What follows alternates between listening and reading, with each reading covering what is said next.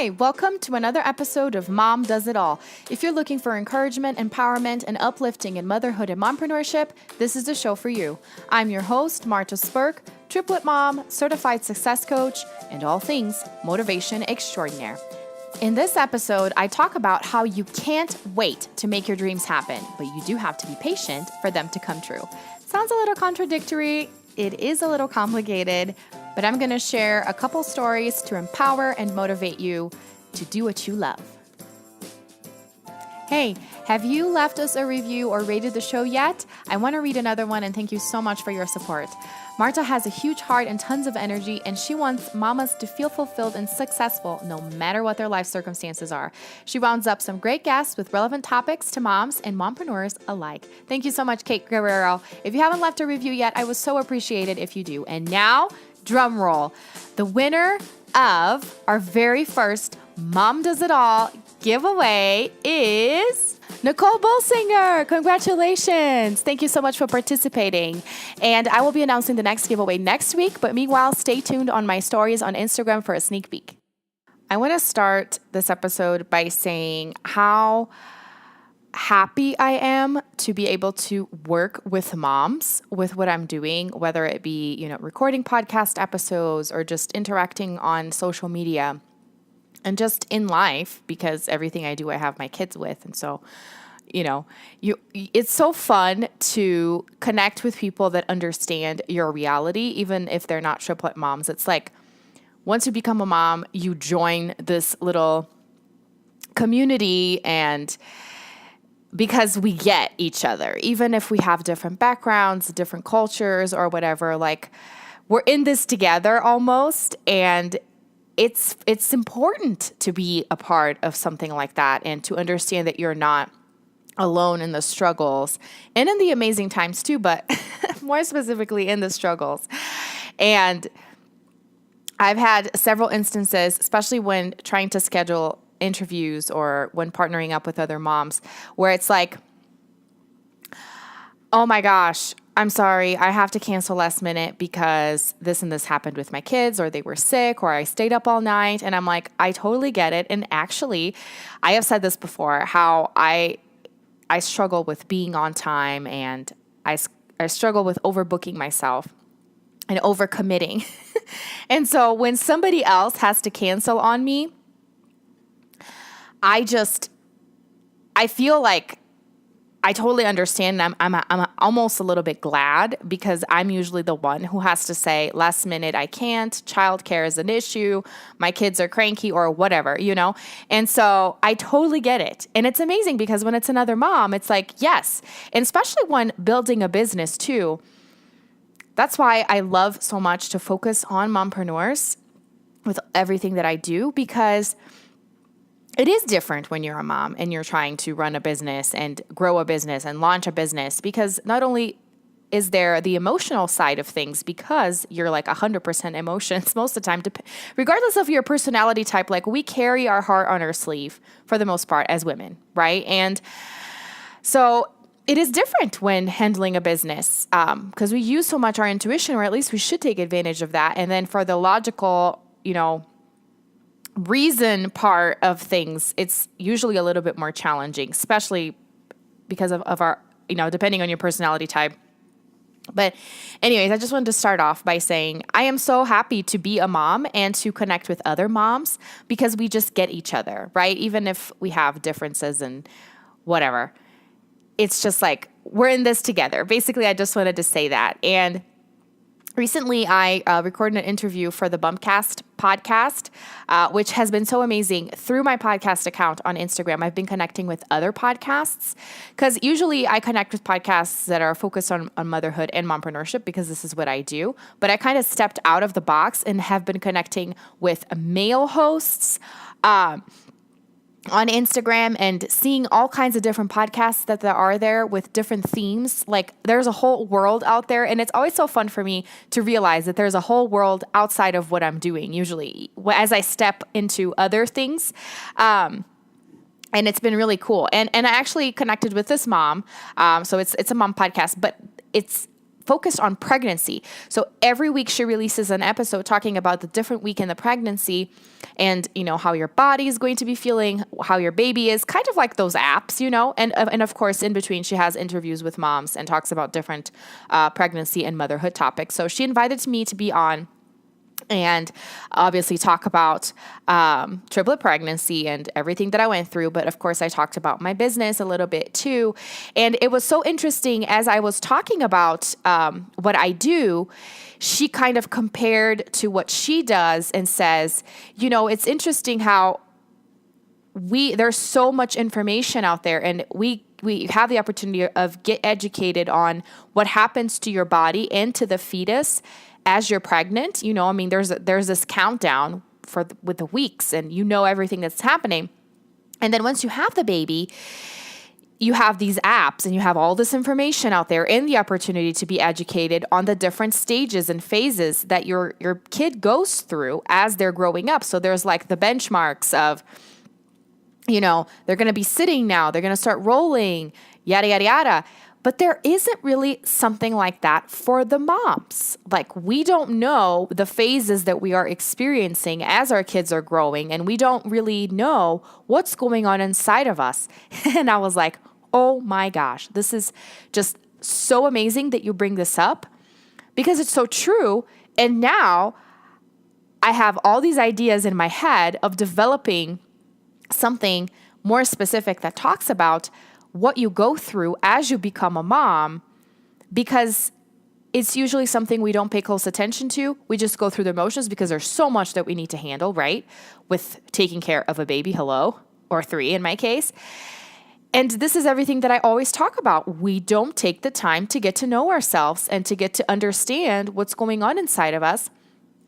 And that is such a waste, right? Of figuring out our identity, our talents, and what we have to offer to the world, especially as you're looking into what else can I do outside of motherhood to feel that sense of fulfillment. And in a way, I feel like everything that I've been doing has been facilitating this process to help moms develop this self-awareness and this empowerment to feel and be their best selves as they become moms, but they have to take the time to go through the several steps that, I guide women through in my program.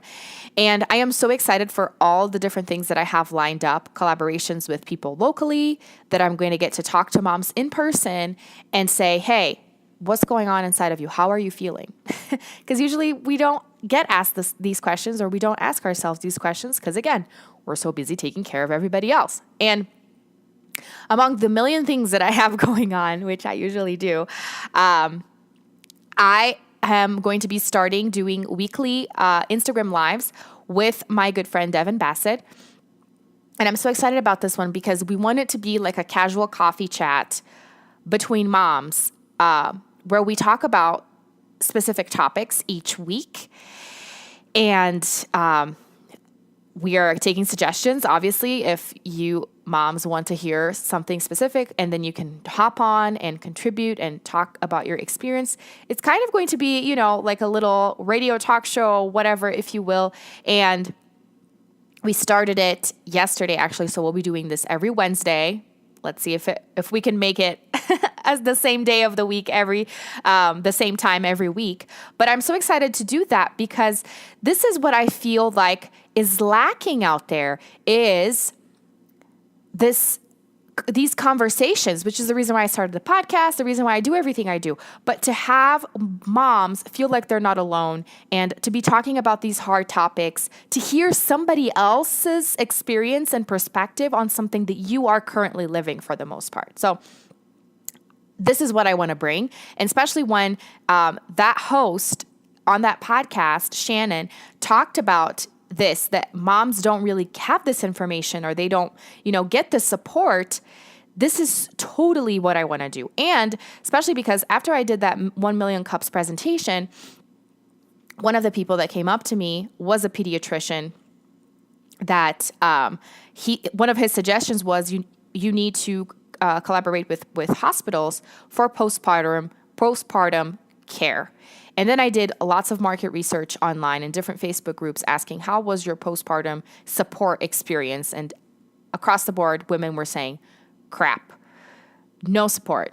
What support? I didn't receive anything. And the ones that did say they had a good experience usually had a midwife and a doula and all of that. So it's a given. It's known. It's no surprise that women, moms, don't really get the attention they need after they have the baby because it's all about the baby, which, as I've said several times before, yes, it's understandable. The first 6 months, just be prepared to be in a fog. But after that, you have to take the time for yourself, for your mental health, right? For your emotional health. And this is what I have been working on for months now and fine-tuning so that I can bring something concrete to you women, to you ladies, to help you with this. Whether your kids are a few months old or a couple years old, it doesn't matter. There's always time, and it's never too late for you to look inside yourself and realize what you're going through, what's going on, and what you want life to look like in the future, because that's a big thing. We get caught up in the day-to-day activities. We drown, I should say, in the day-to-day activities, and we have no perspective for the future because the milestones that we're looking into are the milestones for our kids, right? They're going to start school. They're going to start this activity. They're going to do this. They're going to do that. Well, how about you? You don't have a perspective of what your life was going to look like. It's all the kids. It can't be like that, Mom. You're a person too, right? And this is something that I talked about on this interview. I'm so excited for it to come out. Because this mom, she was actually in the military, and she said whenever her mom would introduce her, she would say, "This is my daughter from Iraq." And she's like, "I'm not from Iraq." And this is to say, sometimes or most times we just think of ourselves as so-and-so's mom. We forget we have an identity. Before you were their mom, you were a person. And this is what I am, bringing with my content all the time, is for you to remember that you are somebody. And that's not being selfish. That's just taking care of yourself. That's self-love. And I could go on and on and on. But I wanted to expand a little bit more on my interpreting adventures, because lots of people have been messaging me and asking me, how long have you been doing this? This is so interesting. This fascinates me, and wanting more details. And I not only want to share the story, but I also have a little lesson behind it. So that's why I want to share it. And it's been kind of exciting since last week to talk about specific stories of my life instead of just, rambling, which I feel like my rambling is helpful and it's encouraging. But usually I just talk about, more not so tangible topics, but I do want to share more stories because I love stories and analogies. I feel like it helps you learn and get your point across a lot easier. And so, all right, so I've been teaching English for a long time. So if you go back into my very first episodes when I talk about my story and being from Brazil, yada, yada, yada, you will hear it in more detail. But here's a different nuance of it, I guess, more specifically into the English and language learning aspect of things. So I'm originally from Brazil. And one of the things that I've been saying a lot in interviews lately is that I have been teaching English, and I have been in love, I guess I should say, with imparting knowledge and teaching since I was 14. That's when kind of things took off, and I officially became a tutor for friends, for family, from church, from school, because people struggled with English, and I loved it. I had this obsession with American culture, listening to music, watching movies. And just at that time, the internet was not as big as it was today. So having access to lyrics to songs wasn't as easy if you didn't actually have the CD. And of course, you had like MP3s, or, you could buy the CDs, but sometimes you didn't have the lyrics for the songs. And so I would listen to music. I remember listening to NSYNC and Mariah Carey, my favorites. And I would sit down and pause the CD and write out the lyrics to the song. Sometimes I didn't understand some words. I didn't know what they were saying, but it was fun. That to me was fun, listening to music in English and writing down the lyrics of what I thought I was listening to. And that was, studying for the most part, but it was fun to me because I love music and I loved English. And so Eventually, when the time came, you had got to go to college. I already knew I wanted to take this translation course that was very specific, and there was French in the curriculum. So I went on to learn French, and I've just loved languages for forever.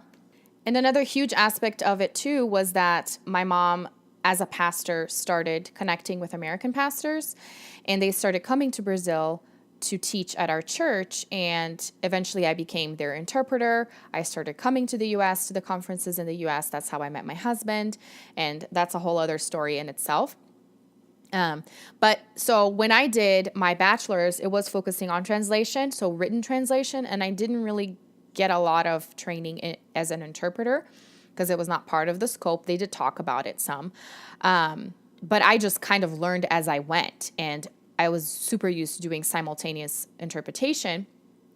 And I kind of wanted to get into it when I was in Brazil and branch out and do stuff outside from church. I did a couple jobs in like conferences and board meetings for companies. I actually did one for French for a laundromat company. Once the director came from France, the president of the company, because it's a franchise, came from France, and he wanted to talk to all the franchise owners, and I interpreted for them in French, and it was a fun experience. But when I tried kind of like being a part of an interpreters association in Brazil, they didn't really think I had as much experience, considering it was mostly